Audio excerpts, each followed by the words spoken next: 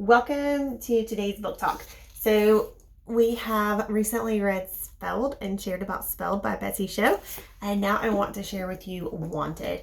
So in Spelled, we have Dorothea, and she is the Princess of Emerald, and we have lots of adventures. And one of the characters in there happens to be Rexi. Well, we get to hear Rexi's story in Wanted. Now, here's the thing about Rexi and about this whole fairy tale world with Oz and other fairy tale characters mixed in. Rexi happens to be the daughter of Robin Hood. So we get a mixture of Wizard of Oz type characters and realms, so to speak. And now we are in Sherwood Forest, and we have the daughter of Robin Hood, and we have this battle going on. Again, it's Wanted, and shoes play another important magical piece within this tale. So there are several reviews that I kind of read before I read this particular book, just happened to catch my eye, and a lot of people are like, I don't like the fact that she keeps waking up in different places. Get on with the story. Why does there have to be a love triangle? Well, when Dorothea in the first book Spelled made a wish and things got all wonky in Magic Land, and all the magic is just screwed up and fairy tales are being rewritten. And by the way, Rexi kind of lives in the land in between fairy tales and myths, so we bring in Excalibur and Arthur and Guinevere, all of those involved with this one. So you've got a lot of characters going on, you've got a lot of back and forth. Rexi is cursed to continue to keep dying, and the part of dying and being able to come back to life is you lose part of your story. And so to me, Betsy Schow did a great job of this back and forth business and trying to get back and right the wrongs that took place in the first book. And then you've got love mixed in and this confusion, because part of Rexi being able to come back to life started in Spelled when part of her life essence was taken and placed into a necklace. Well, in order to help her continue to live on, now her necklace contains lifelines to both herself as well as Dorothea.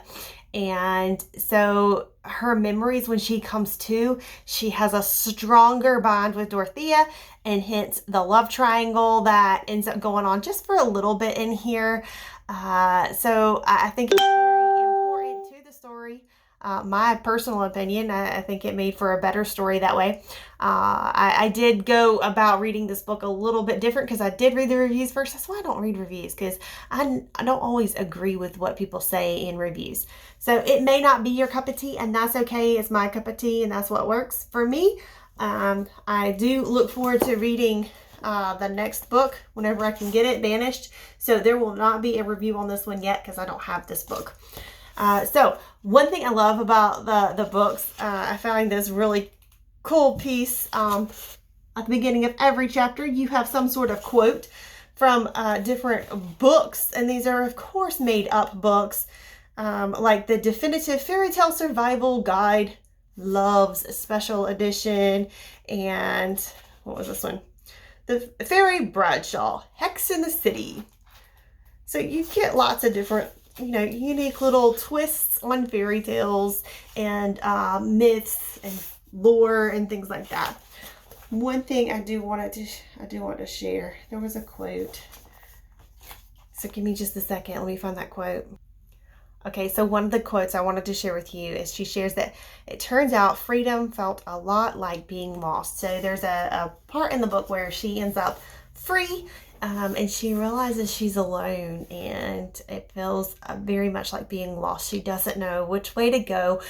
She has no one. So there are some things that you can go much deeper with, depending on how you want to read the story. If you just want to read it for fun, have a blast. If you want to take it into deeper meaning, of course you can do that. I would love to see what you take away from it. And then there was one more thing. Give me just a moment. I want to share this with you as well. Okay, so I absolutely love, you know how I showed that there was a quote? Well, this is like the end, not really a chapter, but I love the definition of end, of the end, or the end, as she gives the pronunciation key. It's the cessation of a story's narrative, a conclusion, which is really just a different sort of beginning. How true is that? The end is not always the end, it's the beginning of the next thing. And so I love that definition of the end.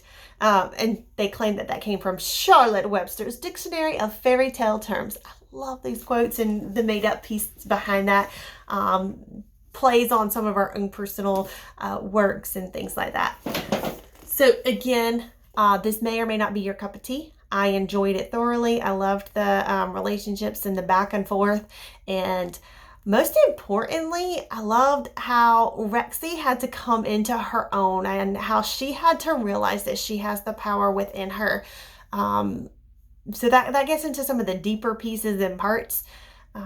It's a feeling of, because she's kind of like this sidekick, that she was a servant growing up under Dorothea, and so she always, was refilling the snacks and blah blah this and blah blah that. So she's kind of against all this fairy tale and the princesses always winning and things like that.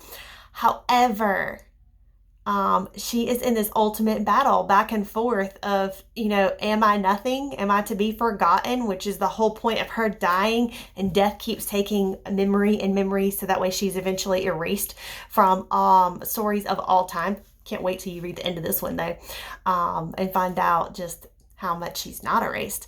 But it's that coming into your own and realizing that just because there are people around you sometimes who put you down, who tell you that you're not worth it, or that you're just a little servant girl and boss you around, or only want to use you to get what they want, ultimately decisions are yours on how you turn those life events around. And so I encourage you to read it. So Wanted by Betsy Schow. You do have to read them in order, so read Spelled and then Wanted.